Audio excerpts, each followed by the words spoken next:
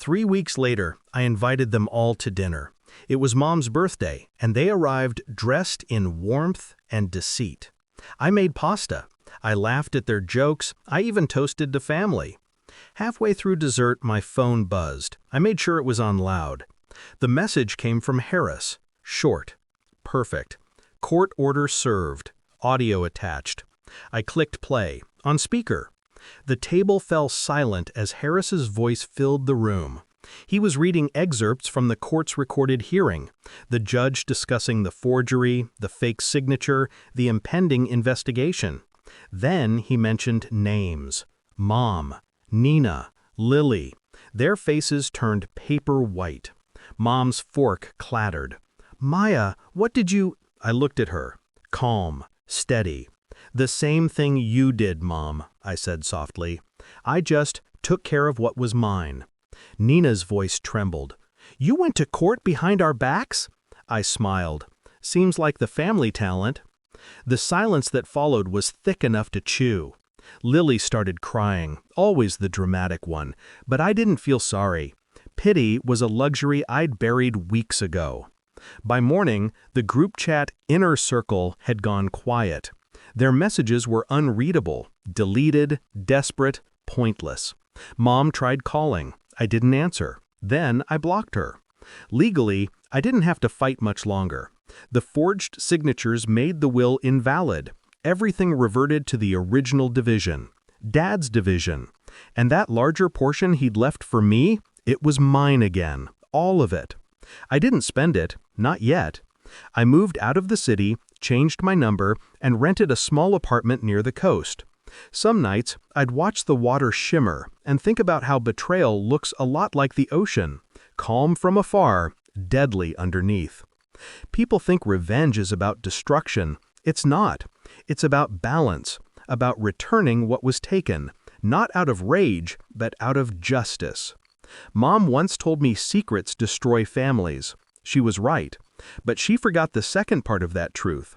Sometimes they rebuild people too. A week ago, I got an email, no subject line, just one sentence from Mom. "We should have never underestimated you."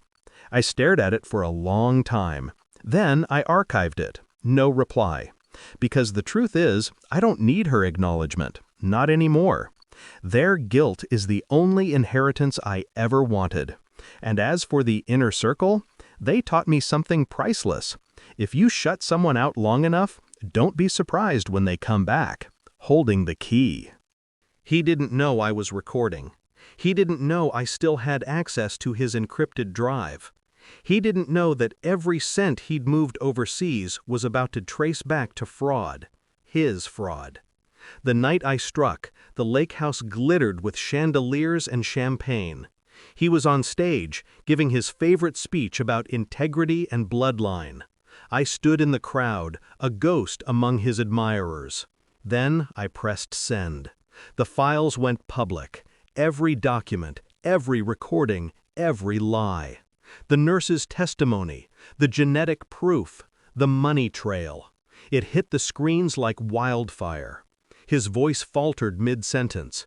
He looked down at his phone, then at me. For the first time in my life, I saw fear in his eyes. The crowd turned from applause to whispers, then to silence. I didn't move, just watched as he stumbled through denial, shouting at the reporters, calling it a mistake. But the truth doesn't stutter.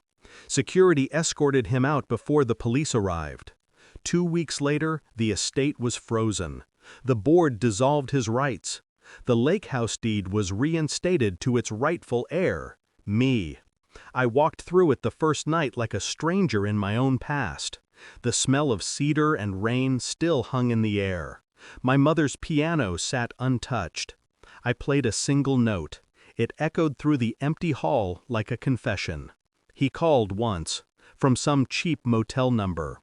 "You ruined me," he said. I didn't answer. After a pause, he whispered, "We were supposed to be brothers." "No," I said quietly. "We were supposed to be honest." Then I hung up. Justice didn't feel like triumph. It felt like silence, the kind that hums when everything you've built finally collapses into truth. I visited our parents' graves the next morning. I left no flowers. Just a photo, one from when we were 5, sitting by the lake, wearing the same clothes, the same smile.